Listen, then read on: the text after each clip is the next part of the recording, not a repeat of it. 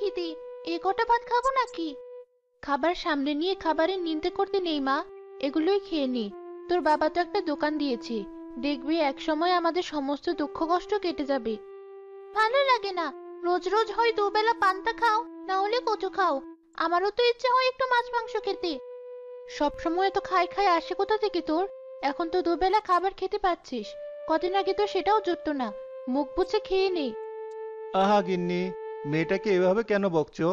ও ছোট মানুষ, ওর তো কোনো দোষ নেই। দোষ তো আমার। আমি অভাগা বাবা ওর, যে কিনা বউ বাচ্চাকে ভালোভাবে খাওয়াতে পারে না। বাবা, তুমি দুঃখ করো না, আমি আর কখনো খাবারের জন্য বায়না করব না। যখন যেটা খেতে দিবে আমি সেটাই খাবো। বউ, তুমি কটা মুখে দাও, এভাবে সামনে বসে আছো কেন? আমার পেটে খিদে নেই, তুমি তো জানো সকালে একটু পানি খেলে আমার পেট ভরে যায়। হ্যাঁ, সেটা তো খুব ভালো করেই জানি। এই সংসারে এসে তুমি কত কিছু ত্যাগ করলে। তোমার মতো একটা সংসারে বউ পেয়ে আমি নিজেকে খুব ভাগ্যবান মনে করি। সেসব কথা বাদ দাও। দোকানটার কি অবস্থা? বেচাকেনা কি বেড়েছে? এখন তো একটু দেখছি ভালো, আস্তে আস্তে হবে। সবে নতুন দোকান দিলাম, সময় তো একটু লাগবেই। আমাদের সমস্ত পুঁজি ওই দোকানে বসানো। জানি না সৃষ্টিকর্তা কপালে কি লিখে রেখেছেন। তবে যাই হোক, আমাদের সাথে মন্দ যেন না হয়।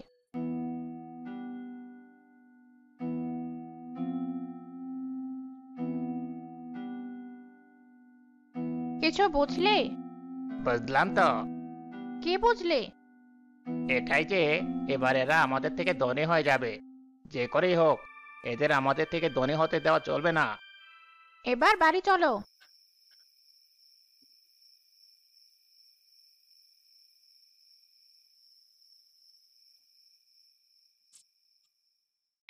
আর কত হাঁটবে?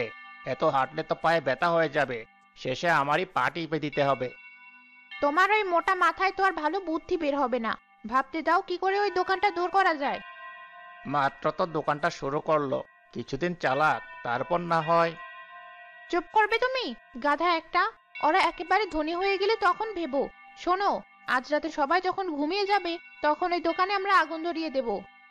এত রাতে তুমি হাঁটে যাবে নাকি? গেলে গেলাম, তাতে কি? এখন বলো আমার বুদ্ধিটা কেমন হলো? হ্যাঁ, হ্যাঁ, হ্যাঁ, আমার বউ বলে কথা, বুদ্ধি তো হবেই। সেদিন সন্ধ্যা থেকে শুরু হলো খুব ঝড় বৃষ্টি।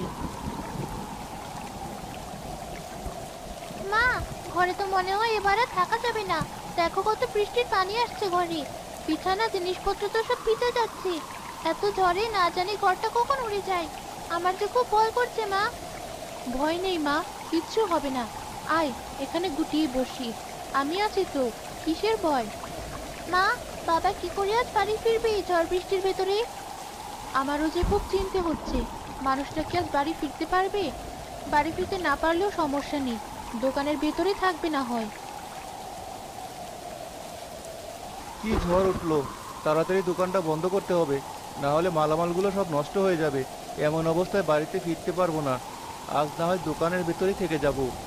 সবুজ তাড়াতাড়ি করে দোকানটি বন্ধ করে তার ভিতরেই শুয়ে পড়ল। এদিকে দোকানের পেছনে সুমন ও তার স্ত্রী গুটিসুটি মেরে বসেছিল। হঠাৎ ঝড় বৃষ্টিতে তারাও বেশ বিরক্ত হলো। কি করতে এলাম আর কি হচ্ছে? এই মূর্খ বৃষ্টি হওয়ার আর সময় পেল না। এবার কি করে ফিরবো বাড়ি? আমাদের কাজ আমরা করে ঠিক বাড়ি চলে যাব। এখন চারপাশ নির্জন, কেউ নেই। চলো, এই সুযোগটাই কাজে লাগাই।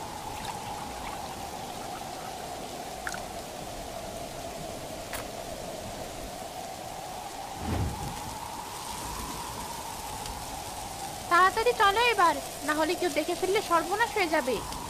তারা দ্রুত পায়ে হেঁটে বাড়ি পথে রওনা দিল। দোকানে আগুন জ্বলতে জ্বলতে বেশ বড় আকার ধারণ করলে ভেতর থেকে গরম তাপ অনুভব করে উঠে বসলো সবুজ। বৃষ্টি হচ্ছে বাইরে, তবু দোকানের ভিতরে এত তাপ কোথা থেকে আসছে? দেখি তো দোকান খুলে, বৃষ্টি থেমে গেল নাকি? সবুজ দোকান খুলে দেখলো চারপাশে আগুন জ্বলছে, যার ফলে সে বাইরে বের হতে পারলো না। এটা কি হলো? আজ যে আর এই আগুন থেকে নিস্তার নেই। আমার প্রাণটা কি এই আগুনেই যাবে? বাঁচাও, কেউ বাঁচাও! আমার দোকানে আগুন লেগেছে, বাঁচাও কেউ! বৃষ্টি না থাকলেও খুব জোরে ঝড় আর বাতাস হওয়ায় আগুন দ্রুত সারা দোকানে ছড়িয়ে পড়লো। এদিকে সবুজের চিৎকারও কারো কানে পৌঁছালো না। আস্তে আস্তে পুরো দোকান পুড়তে লাগলো। হঠাৎ আবার জোরে বৃষ্টি হওয়ায় আগুন নিভে যায়। শরীরের এক পাশ পুড়ে যাওয়ার পর সে কোনো রকম দোকান থেকে টেনে হিচড়ে বাইরে বেরিয়ে আসে।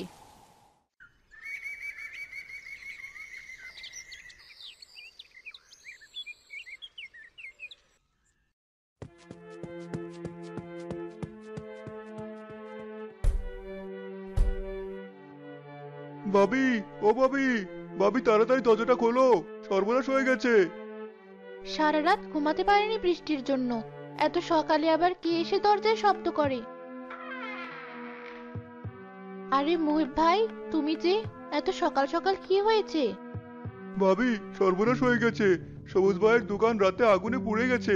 সবুজ ভাইয়ের অবস্থাও খুব খারাপ, তাকে হাসপাতালে নেওয়া হয়েছে। কি বলছো? এ কিভাবে সম্ভব? সৃষ্টিকর্তা, এ তোমার কেমন পরীক্ষা? চারদিক থেকে আমাদের এভাবে সর্বশান্ত করে কেন দিচ্ছ? মা, তাড়াতাড়ি চলো বাবার কাছে, না জানি সে কত কষ্ট পেয়েছে।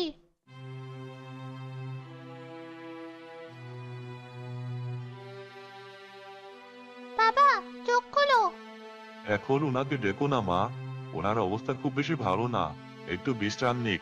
আর হ্যাঁ, আপনাকে বলি, ওনার চিকিৎসার জন্য অনেক টাকার প্রয়োজন। এই নিন প্রেসক্রিপশন, এই ওষুধগুলো এখনই আনুন।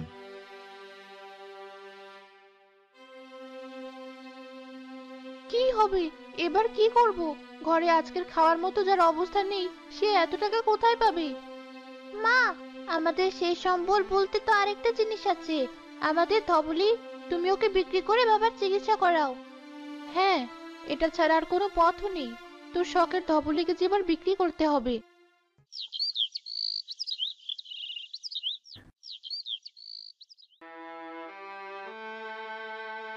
সবুজ কিছুটা সুস্থ হলেও তার শরীরের এক পাশ পড়ে গিয়ে প্যারালাইজড হয়ে গিয়েছিল।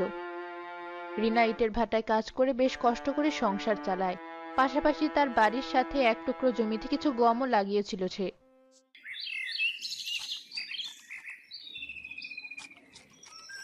ওঠো, এই ওষুধটা খেয়ে নাও।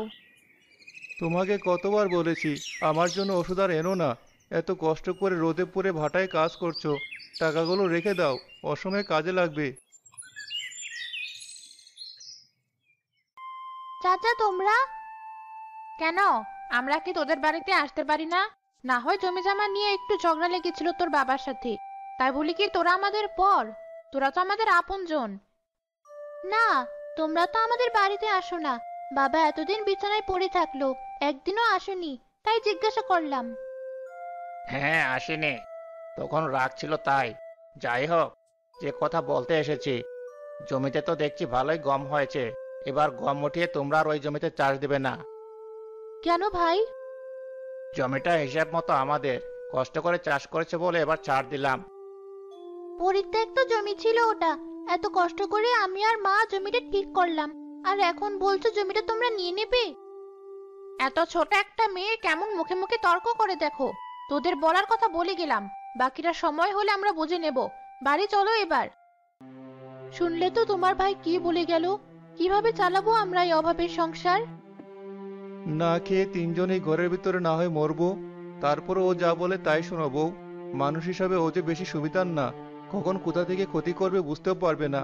ও যে আমার আপন ভাই হয়েও এত শত্রু হিসাবে আমাদের কেন দেখে কে জানে।